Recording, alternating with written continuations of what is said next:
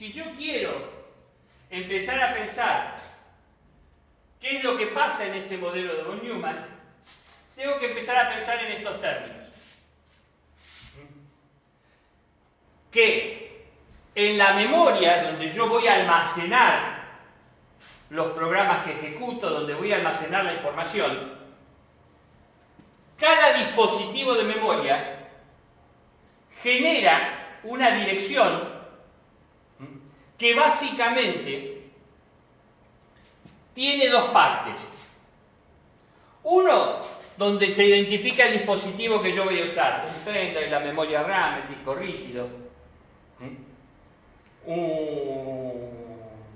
una unidad de CD-ROM, que son distintos dispositivos de memoria. Parte de los ceros y unos que yo utilizo como direccionamiento voy a utilizar para identificar el dispositivo. Y la otra parte de los ceros y unos me va a decir en qué lugar dentro de este dispositivo yo almaceno un dato. Entonces, si miro cómo es ese dispositivo de almacenamiento, voy a ver que tengo un conjunto de datos guardados en una dirección de memoria.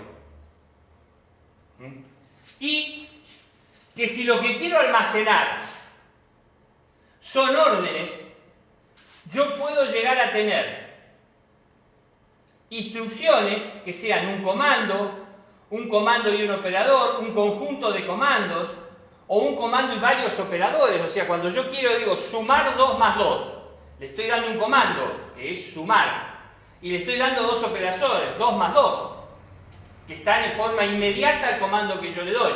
Entonces, el almacenamiento de eso se va a producir de esta manera. Yo, en las mismas unidades de almacenamiento, en la cual guardo información, también guardo programas, formas en las cuales voy a controlar esa computadora o esa unidad de procesamiento.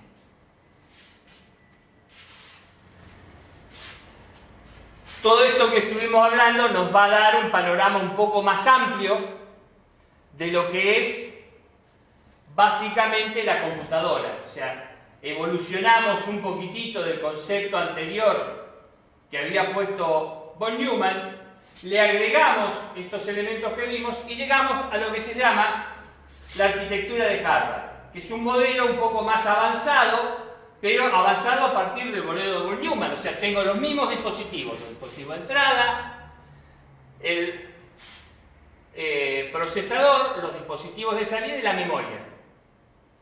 Básicamente, los datos, que eran estos tres elementos básicos, pueden ir hacia los dispositivos de entrada, hacia la CPU, hacia los dispositivos de salida o hacia la memoria. Y básicamente van a andar en cables. Y estos cables es lo que llamamos bus o barra de datos. Que en las viejas computadoras eran cables físicos circulando sobre una barra que sostenía los cables, y hoy, modernamente, son uniones entre semiconductores dentro de la misma pastilla de un circuito integral. De la misma manera que tenía la barra de datos, tengo la barra de direcciones, donde básicamente esas direcciones me permiten seleccionar a qué dispositivo van a entrar o desde qué dispositivo van a salir los datos.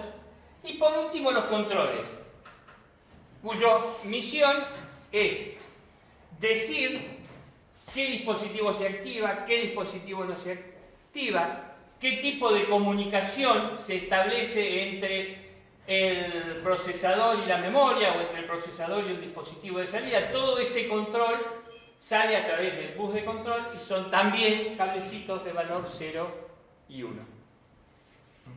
Esto es lo que se conoce como arquitectura de Harvard sobre el modelo de von Neumann. Entonces empecemos ahora a ver los distintos elementos que componen el modelo de von Neumann. Cuando hablamos de memoria, o en realidad cuando estamos hablando de dispositivos de almacenamiento, vamos a intentar una clasificación. Y los dispositivos de almacenamiento, básicamente, o memorias, se clasifican básicamente en volátiles y no volátiles. Los elementos volátiles son aquellos que básicamente pierden lo que están almacenando cuando yo apago la energía. Y los elementos no volátiles son aquellos que conservan su información a pesar de que yo apague el dispositivo. Dentro de los elementos volátiles, yo lo que tengo son registros, la memoria asociativa, la memoria operativa o llamada también memoria RAM. Y dentro de los dispositivos no volátiles lo que tengo es la memoria ROM, o sea, memoria que solamente se utiliza para leer, dispositivos magnéticos, dispositivos ópticos, o sea, el disco rígido y algunos dispositivos ópticos. Hoy en día podríamos hablar que también existen los dispositivos externos, tipo las memorias USB que se utilizan mucho. Estos distintos dispositivos básicamente tienen distintas funciones, pero más que nada tienen distinta capacidad y distinta velocidad. Dentro de los elementos que componen la memoria están los registros, que son los dispositivos que tienen la menor capacidad y la mayor velocidad. O sea, tienen la menor capacidad y la mayor velocidad. Los registros están ubicados adentro del procesador y se le utiliza como una memoria para recordar pequeñas operaciones, ¿no? Podríamos decir que funciona de forma análoga a la memoria de corto plazo de los seres humanos. A los seres humanos la memoria de corto plazo lo que hace es permitir recordarnos un número de teléfono, lo leemos en la guía, llamamos, da ocupado, volvemos a llamar y nuestra memoria es capaz de acordarnos de ese dato, pero después nos lo olvidamos. Bien, estos registros tienen más o menos la misma función. Básicamente le permiten al procesador hacer un almacenamiento temporario de datos mientras los necesita. La segunda memoria que vamos a ver es la memoria asociativa o la memoria caché. La memoria asociativa surge básicamente, ¿por qué? Porque el CPU funciona muy rápido y la memoria principal, donde están guardados los programas, están guardados los datos que está utilizando esos programas, andan en comparación mucho más lento que lo que anda el CPU. En el orden de 100 a 1000 veces más lento.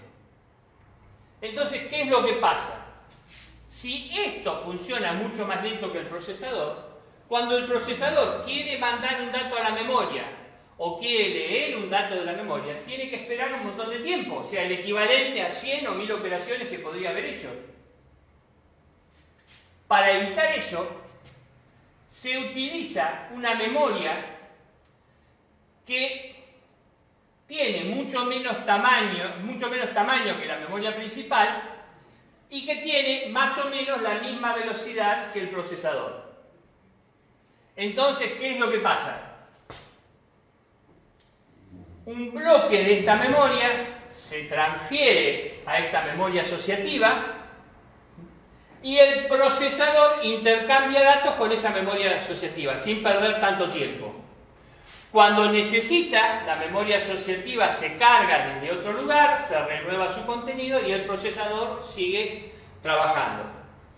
Como el tiempo que se perdería si el procesador trabajara directamente con esta memoria es mucho mayor que el tiempo necesario en refrescar distintas zonas desde la memoria principal a esta memoria asociativa, el beneficio del tiempo es muy grande. Por eso es muy importante, cuando se miran las características de una computadora, es mirar qué tamaño tiene esta memoria asociativa, generalmente denominada memoria caché. Y hay dos tipos de caché: caché interno, cuando esta memoria está dentro del procesador, o caché externo, cuando está fuera del procesador. No forma parte de la arquitectura del propio procesador. Hay dos tipos de caché. Básicamente, a medida que avanza el procesamiento, que avanza la velocidad de estos dispositivos, se necesita que esta memoria sea mucho más grande. ¿Para qué? Para que el procesador pueda hacer estas operaciones de escritura y de lectura con la memoria en forma mucho más rápida y no pierda tiempo. Por lo general hay un balance entre el tamaño de la memoria. Normalmente hoy en día estamos hablando de 4 GB, 8 GB, 16 GB o 32 GB, que es más o menos las memorias que se están utilizando hoy en día. Y los cachés están en el orden de los megabytes. Hay cassette de 1 mega, hay cassette de 10 megas. Y esto es lo que me va a permitir, esta combinación entre esto y esto, hacer que este balance de transferencia de datos sea óptima, se pierda el menor tiempo posible y el dispositivo funcione mucho más rápido. Las primeras memorias caché aparecieron con los procesadores Pentium generación 386, que fueron la tercera, con los procesadores 386 que fueron la tercera generación de procesadores desde el inicio de la época de las computadoras IBM, y básicamente se incorporaron ya en forma permanente para la cuarta generación de procesadores Intel en la época de las computadoras PC.